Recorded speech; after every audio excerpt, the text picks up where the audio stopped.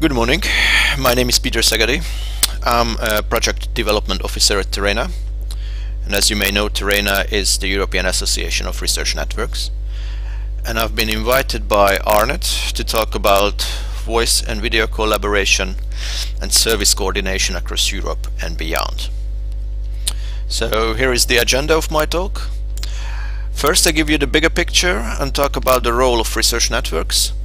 And then I'm going to show you some examples of the collaboration infrastructures. I talk about some diversity and convergence in Europe. And finally, I'm going to talk about TERENA's InRenom.net service. This is a telephone number mapping service. Arnet has recently joined to this service, and I'm going to demonstrate you how this service works via a little example, and finally I will conclude my talk.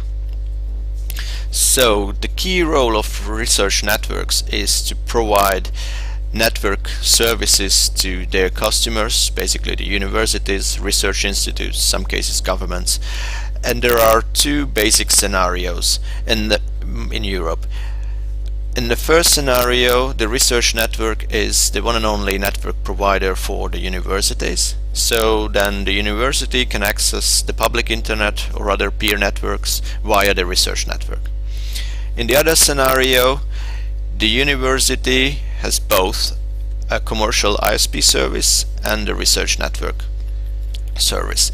And the main difference between these two scenarios is that in the first case, the research network is responsible for keeping the traffic on the research networks, therefore lowering the communication costs for the universities, while in the second case, it is the responsibility of the university and the university CIOs to make the clever decision whether one application can use the commercial ISP service or any service from the research network. I'm gonna show you the traffic trends in the research networks in Europe. So the traffic basically is exponentially growing, and more importantly, there is a traffic component that remains inside the research networks, and that component is also growing. I'm here to talk about voice and video collaboration solutions and infrastructures. Traditionally, at your office desks, you have parallel networks available. You have your plain old phone connected to the public switch telephone network, you have your computer connected to your local area network, and you have your mobile connected to 3G or what have you. So, and the good news is that basically these infrastructures are converging. One of the most obvious convergence is the voice and the IP. So your phone is not connected. Most of the cases, your phone is not connected to the public switch network directly anymore, but connected to the same switch as your computer. So basically you have one campus network and you have a SIP server somewhere. It could be your own SIP server, or it could be hosted server by your Enron. And then you can use your phone and your computer exactly the same way from the network point of view. And then obviously there are different protocols. If you have a voice over IP infrastructure, most of the cases you have SIP. But if you have a video conferencing infrastructure, you can use the traditional H.323 protocol as well. And there is a kind of convergence, harmonization between those infrastructures via the SIP H.323 gateways, for example. And there is a third example. I'm not going to talk about it, but I'd like to mention that the role of the research network could be to offload some data traffic from the mobile networks to the campus VLAN. So basically there is a kind of convergence between the mobile and the VLAN technology at your campuses. My only point here is that you have rich communication solutions at your enterprise, at your desk.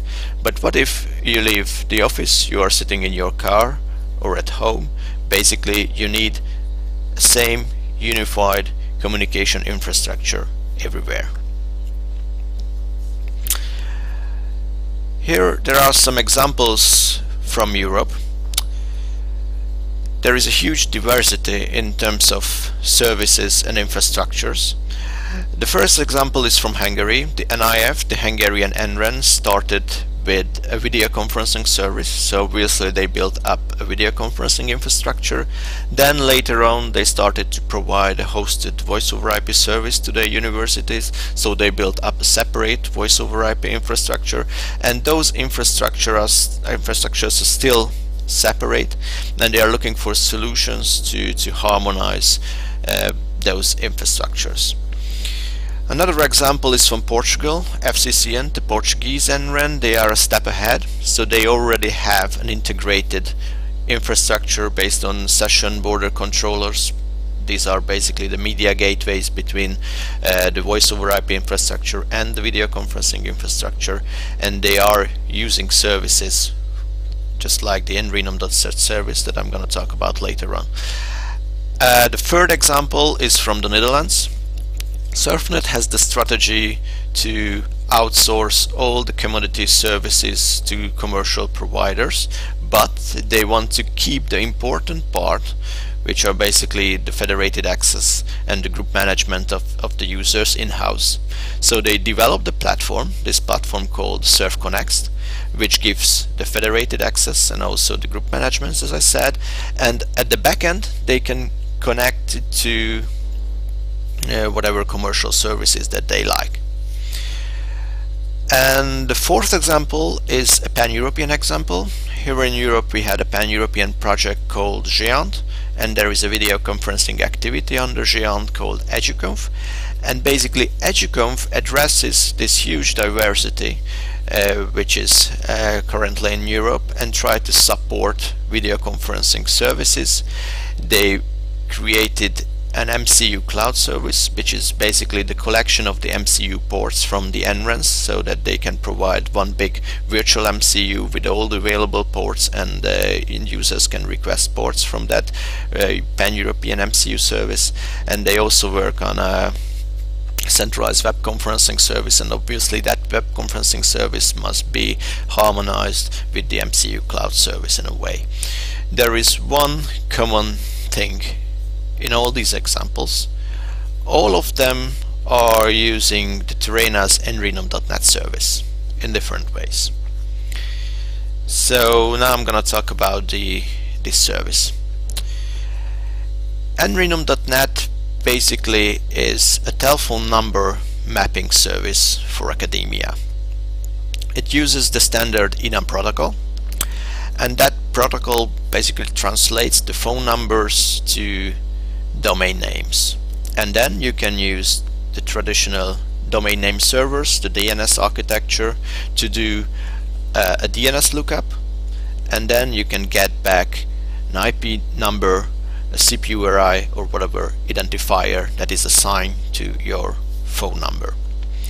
This service idea came up 8-10 years ago, and there is a standard global service which is called the Golden Enum service, operated by RIPE and CC, but the NRENs realized that there are some problems with that service. Both technical and political issues came up, so TERENA at some point has decided to create a complementary enum service especially tailored for NRENs and academia, and that's what we call the nrenum.net service. This is basically operated by the NRENs, the research networks. It is coordinated by TERENA, which is the membership organization of the NRENs, and there is a university opt-in feature. So basically, if you want your numbers, telephone numbers, registered to this service, you have to approach your NREN and request for that. Here you can see the architecture. So there is a top-level DNS, which is the Tier 0 DNS operated by NRENs. At that level, we delegate only the country codes. And then there are the Tier 1 registries, which are basically the national research networks. The NRENs can play the role of the registrar and the number validation entity as well. And then finally there are the universities, who are basically the end users, and they can request for the number delegations into the service. And here comes my little example. I just want to show you how the enum protocol works via a simple demonstration, I'm gonna use my Android phone. I have all the standard applications installed on my phone. There are two additional things. One is a soft phone, which is basically a SIP based soft phone, and the little enum application.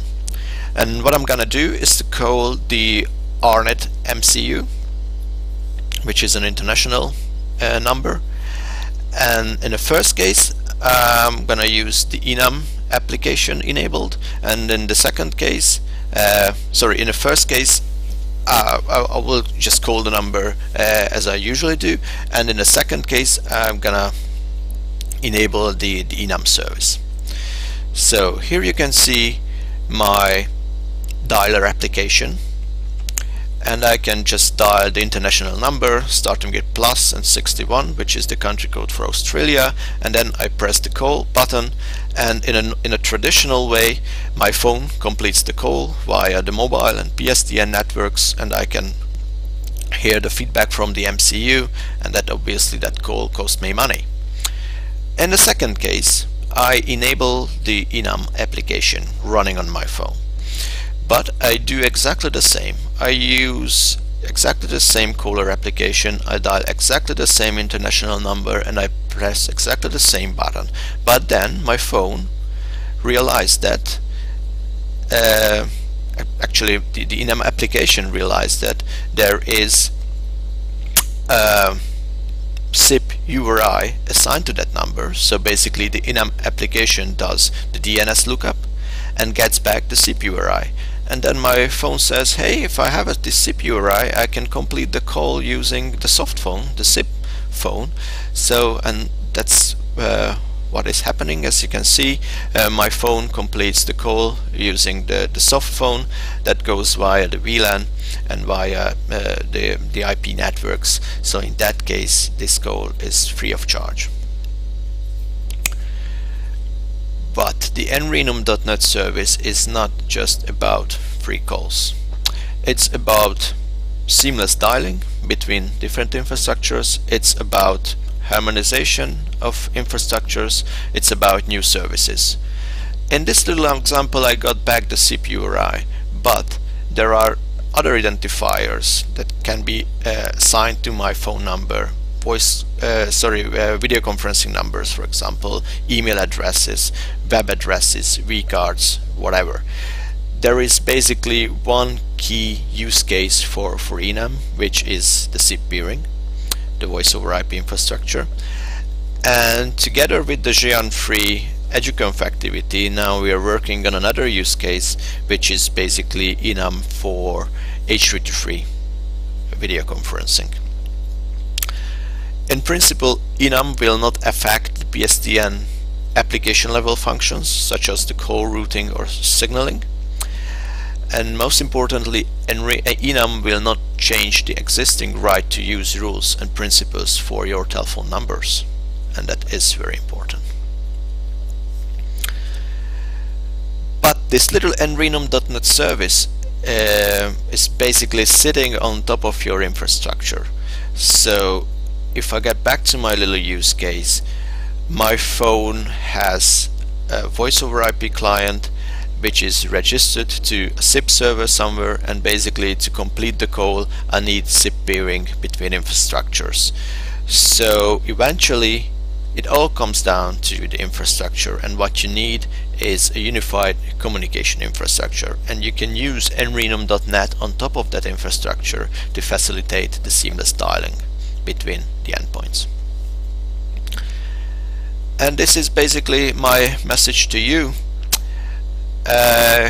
You may come and say, hey, wait a minute, Skype works fine for me, why should I change? And actually there are several reasons why you should change that. Basically, if you use a commercial application, you're logged in with the application itself. You cannot call me because you don't know my my Skype ID. If you use SIP and if you use nrenum.net, then you can do the DNS lookup and you will get my SIP URI and you can call me up. Using Skype, there's a lack of flexibility between infrastructures. Obviously, there are some gateways between Skype and voice over IP and PSTN and video conferencing solutions, but they are insecure. And last but not least, Skype is a kind of peer-to-peer traffic that costs you money. And it depends on the campus network policy, of course, but some cases the peer-to-peer traffic is simply blocked. So my message to you is that what you need is free, rich media calls everywhere. You need global, interoperable multimedia services where the seamless dialing can be facilitated by the nrenum.net service, for example. And you need the infrastructure, basically, so you need scalable, secure, trusted routing of calls, which is done by the infrastructure.